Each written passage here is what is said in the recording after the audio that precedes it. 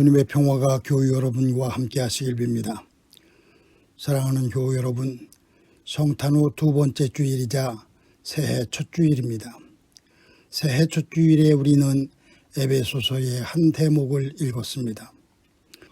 본문에서는 그리스도 안에서 혹은 아들 안에서라는 말이 반복되고 있습니다.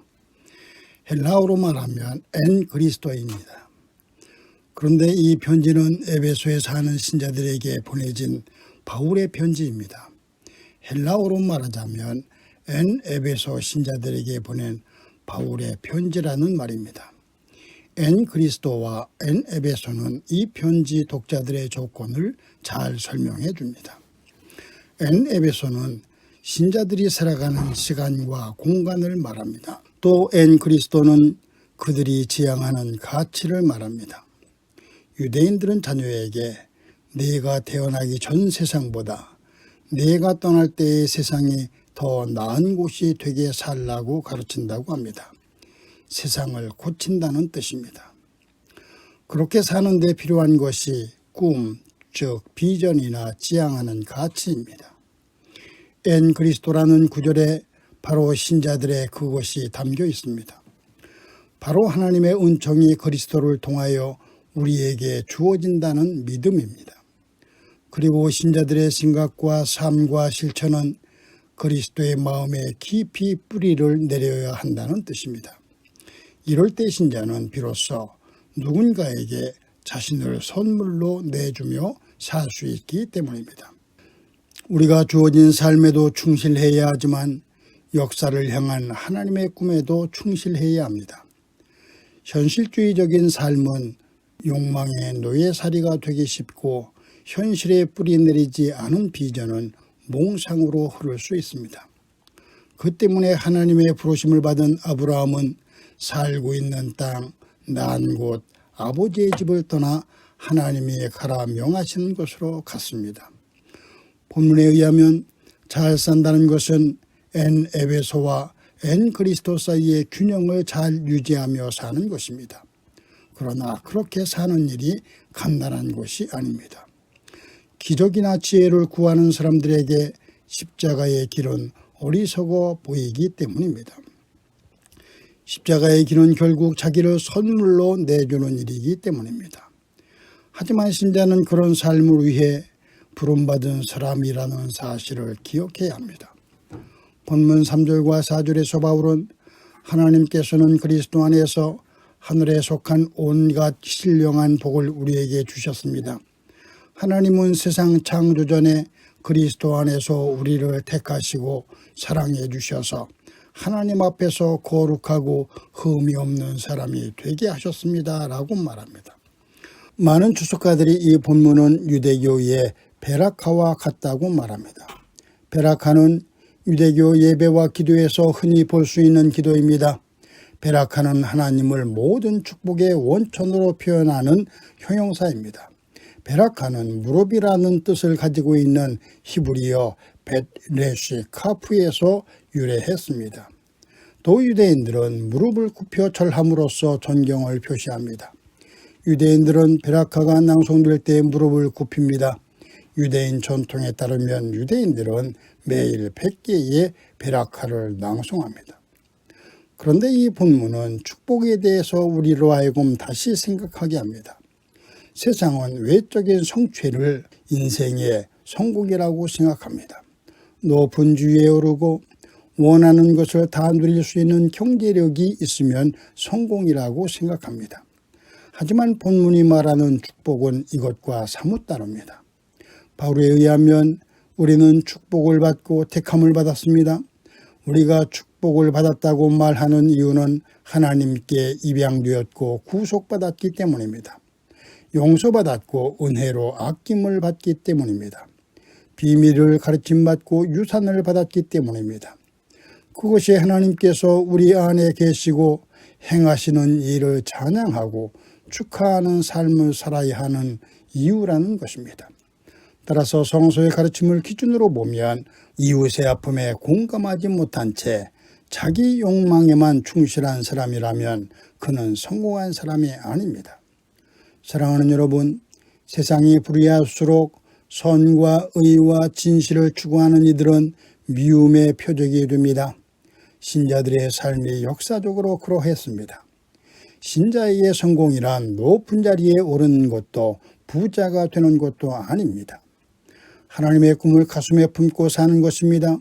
예수 그리스도의 손과 발이 되어 사는 것입니다. 그 때문에 신자는 역사적으로 종종 세상 사람들로부터 미움의 표적이 되었습니다. 모함을 받거나 왕따를 당했습니다. 신자들의 삶이 세상의 어둠과 불의를 폭로하기 때문입니다. 그래서 세상의 눈으로 보면 신자는 늘 손해보고 사는 것처럼 보입니다. 그러나 선과 의와 진실을 추구하는 신자들이 누리는 영적인 복과 자유는 세상의 그 무엇과도 바꿀 수 없습니다. 그 때문에 신자는 좋은 게 좋은 것이 아니라 옳은 게 좋다고 믿고 살아야 합니다. 바울은 본문 10절에서 하나님의 계획은 때가 차면 하늘과 땅에 있는 모든 것을 그리스도 안에서 그분을 머리로 하여 통일시키는 것입니다 라고 말했습니다. 바울은 때가 차면 하나님이 모든 것을 그리스도 안에서 그분을 머리로 하여 통일시킬 것이라고 말합니다. 통일은 코로나 이후의 시대를 살아갈 우리에게 간과할 수 없는 가치입니다. 세상은 지금 어지럽기 이를 데 없습니다. 전염병으로 힘없는 사람들의 삶은 속절없이 무너져 내리고 있습니다. 힘있고 부유한 사람들은 이런 현실에 눈 감은 채 타인의 위기를 자신의 기회로 삼는 데 골몰하고 있습니다. 코로나는 부자와 가난한 사람의 격차를 벌려 놓았습니다. 해고와 봉쇄로 실업자가 수백만 명이 쏟아진 미국에서는 억만장자들이 유례없는 속도로 많은 부를 쌓았습니다. 특히 테슬라 창업주인 일론 머스크의 자산은 지난 1년 동안 약 150조 원이 늘었다고 합니다.